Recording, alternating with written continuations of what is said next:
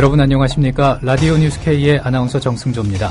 2014년 4월 2일 수요일 오늘의 쟁점 뉴스를 짚어드립니다.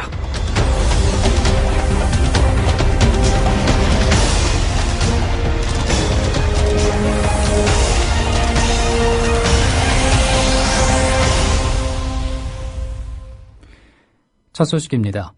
미디어 협동조합의 소식이기는 합니다만 애청자의 관심사기도 하죠. 국민TV가 어젯밤 9시에 개국 방송을 했습니다. 지난해 3월 조합을 창립하고 1년여 동안 준비해온 결과물입니다. 어제 뉴스K를 진행한 노종면 국민TV 방송제작국장은 국민TV는 시청자와 함께 만드는 언론으로 점차 좋은 언론으로 성장할 수 있을 것이라며 자신감을 내비쳤습니다. 오프닝 멘트를 들어보시겠습니다. 시청자 여러분 안녕하십니까? 뉴스K 앵커 노종면입니다. 2014년 4월 1일 오늘 미디어 협동조합 국민TV가 TV방송의 개국을 알리는 뉴스 프로그램 뉴스K를 시작합니다. 뉴스K는 정권과 유착한 TV방송들을 향해 과연 권력의 더러운 특혜와 삥 뜯고 웃음 팔아 모은 돈이 없어도 지금처럼 떠들썩하게 방송을 할 수 있겠냐고 묻습니다. 뉴스K는 또한 여러분을 향해서도 이런 TV 보도 매체들을 내버려 두고서 과연 우리 사회가 따뜻하고 정의로워질 수 있는 것인지, 이들이 스스로 변할 것이라고 미련을 두고 있는 것은 아닌지 묻습니다. 뉴스K가 열어젖히고자 하는 길은 넓고 잘 포장된 대로가 아닙니다. 그저 나와 내 주변 한 사람 두 사람 정도가 겨우 지날 수 있는 오솔길 하나 닦고 있을 뿐입니다. 그래도 난파선에 다가온 작은 구명정처럼 고립된 곳에 구조 헬기가 들이우는 줄사다리처럼 여러분께 절실한 길을 닦겠습니다. 이런 작은 길들이 여기저기 봄풀 돋듯 생겨나는 계기가 되겠습니다. 지켜봐 주시기 바랍니다. 정의당의 노회찬 전 대표가 기초 무공천을 고수하는 새정치민주연합 수뇌부에 대해서 맹공을 퍼부었습니다.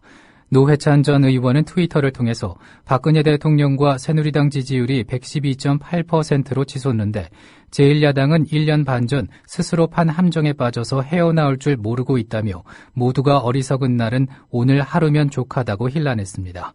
그리고 오늘 SBS 라디오 한수진의 SBS 전망대에 나와서는 이렇게 얘기했습니다.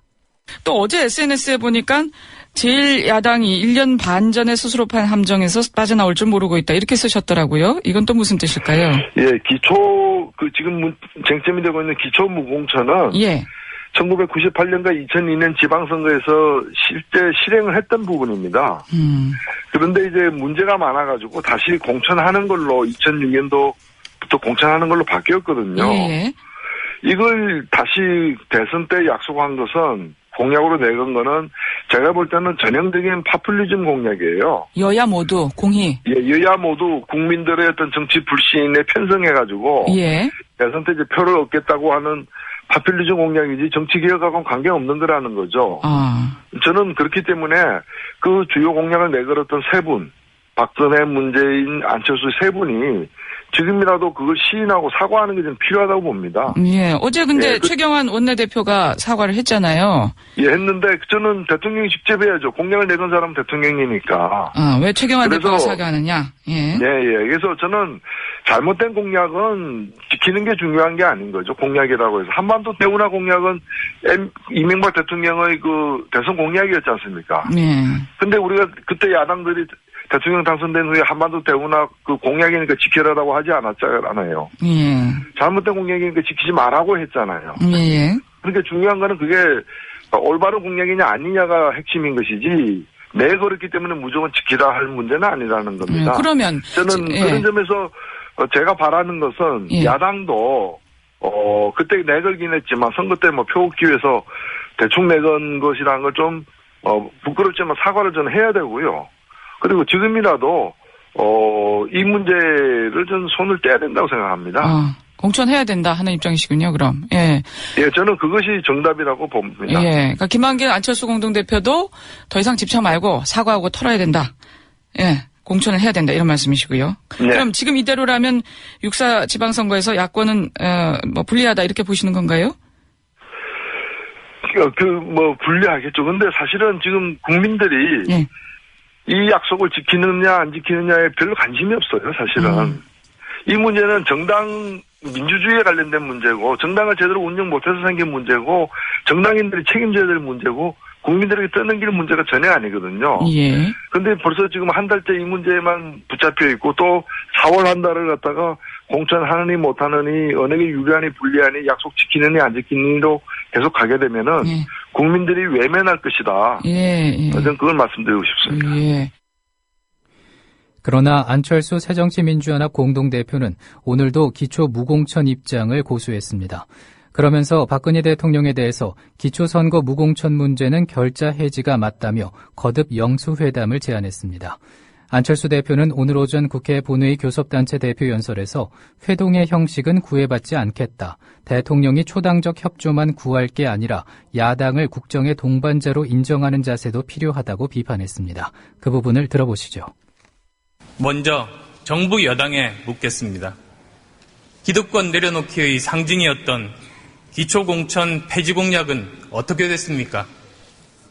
왜 대선 공약 폐기를 여당의 원내대표께서 대신 사과하시는지요? 충정이십니까? 월권이십니까? 저는 비판을 위한 비판, 정쟁을 위한 비난은 하고 싶지 않습니다. 다른 정책 공약들은 사정에 따라 미룰 수도 있고 도리 없이 양해를 구할 수도 있습니다. 또 실천 방안에 따라서 여야의 의견이 다를 수도 있습니다. 그 점에 대해서는 이해는 못하더라도 양해는 할 수 있습니다. 하지만 진심이었다면, 의지만 있다면 실천 가능한 이 세 가지 주요 공약의 폐기는 실망을 넘어 슬픔을 느끼게 합니다. 어제 여당 원내대표께서 야당이 발목 잡는다고 하셨습니다. 그렇지 않습니다.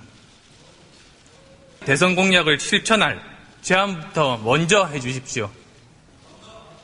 제가 책임지고 협조하고 적극 협력하겠습니다. 정말 여야가 손을 맞잡고 대통령의 대선 공약을 뒷받침하는 신명나는 국회를 열어보겠습니다. 다시 한번 간곡히 말씀드립니다. 대선 공약마저 줄줄이 폐기되는데 다음 세대는 무엇을 배우고 국민들께서는 과연 무엇을 보고 투표하시겠습니까? 국민들 앞에 드린 약속 결코 가벼이 여기지 마십시오. 안철수 대표가 왜 대통령이 사과 안 하고 새누리당 원내대표가 공약 파기를 사과하느냐, 대통령에 대한 충정이냐 월권이냐라고 물으니까 최경환 원내대표로 추정되는 한 의원은 그만해라고 말하는 부분이 슬쩍 들렸습니다. 이때 안철수 대표는 엷은 미소를 보였습니다.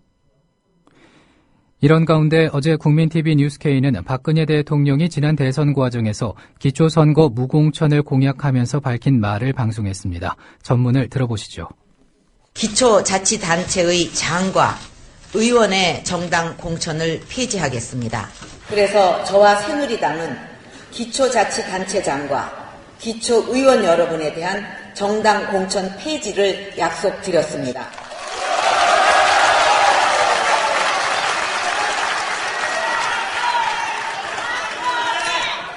그동안 기초의원, 단체장에 대한 정당 공천으로 인해 지방정치 현장에서 중앙정치 눈치 보기와 줄서기 등의 폐해가 발생했고 비리 사건도 끊이지 않았습니다.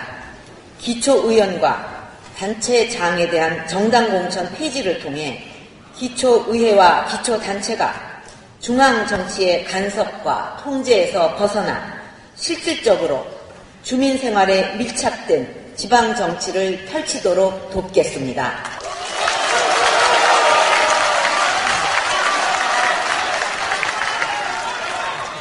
정당 공천 폐지는 여러분들께서 더 자유롭고 더 독립적으로 의정활동을 펼치고 주민들의 뜻을 더 충실히 반영할 수 있는 여건을 만들 것입니다. 박원순 서울시장이 정몽준 새누리당 서울시장 예비후보 등이 내세운 용산 재개발 공약에 대해서 시대착오적인 묻지마 개발 공약으로 시민의 환심을 사보겠다는 식의 시대는 이제 끝났다고 비판했습니다.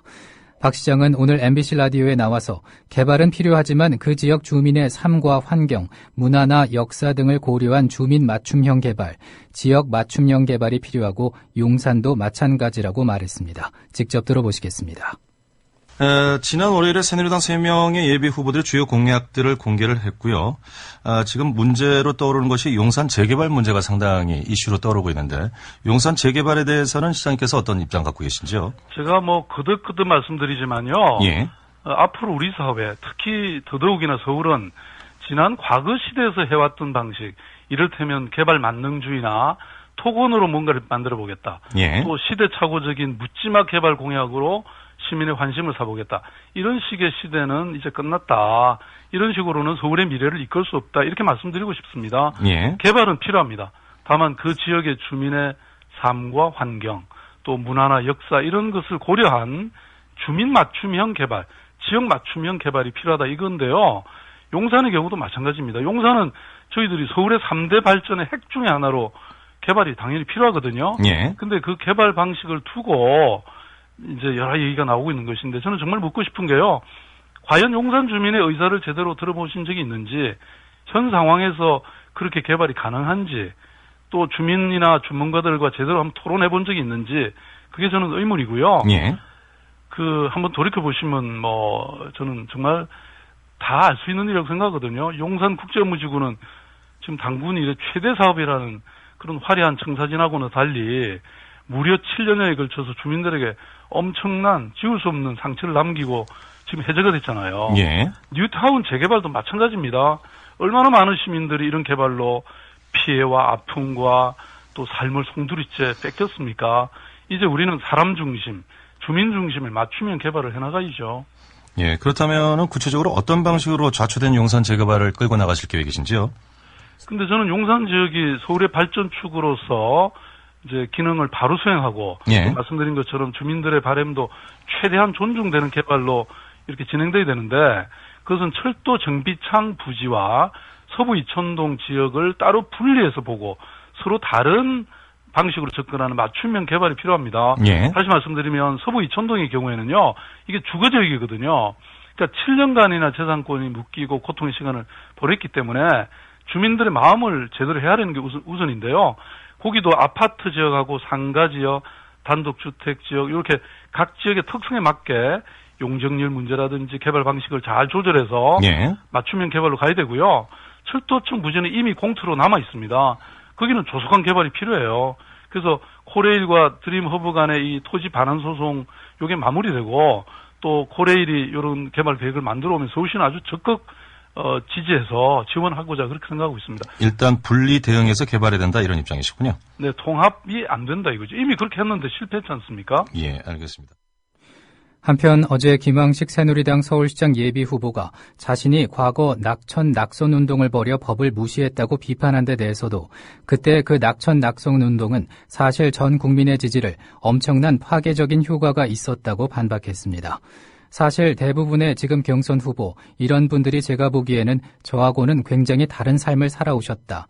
스스로 말씀하신 그 김 전 총리께서도 대법관 하시고 감사원장 하시고 국무총리 하시고 늘 높은 자리에 계셨지 않나라면서 그런데 저는 정말 바닥에서 시민들의 그런 삶을 챙기고 새로운 미래를 건설해왔다고 차별성을 강조했습니다. 이상으로 라디오 뉴스 K를 마칩니다. 지금까지 아나운서 정승조였습니다.